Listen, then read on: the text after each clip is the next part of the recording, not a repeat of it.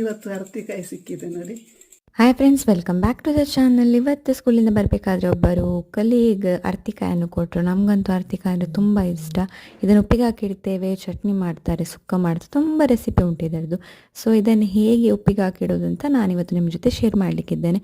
ಮೊದಲು ಈ ಅರ್ತಿಕಾಯನ್ನು ಒಂದು ಸಲ 4-5 ಸಲ ನೀರಲ್ಲಿ ಚೆನ್ನಾಗಿ ತೊಳೆದು ಅದನ್ನು ಕಂಪ್ಲೀಟ್ ಡ್ರೈ ಆಗಲಿಕ್ಕೆ ಇಡಬೇಕು. ಡ್ರೈ ಆದಮೇಲೆ ಒಂದು ಡ್ರೈ ಬಾಟಲ್ನಲ್ಲಿ, ಮೇಲೆ ಭರಣಿ ಇದ್ದರೆ ಭರಣಿಯಲ್ಲಿ ಕೂಡ ಹಾಕ್ಬೋದು. Make sure that the bottle is dry ಆಗಿರಬೇಕಾಯ್ತಾ.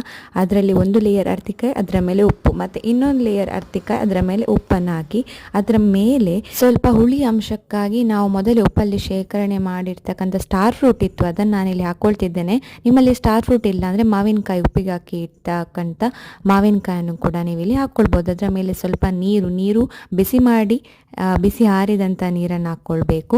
ಅದರ ಮೇಲೆ ಉಪ್ಪನ್ನು ಹಾಕಿ ಹೀಗೆ ಕಲ್ಲನ್ನಿಟ್ಟು ಅದನ್ನು ಪ್ರೆಸ್ ಮಾಡಿದರೆ ಆಯಿತು.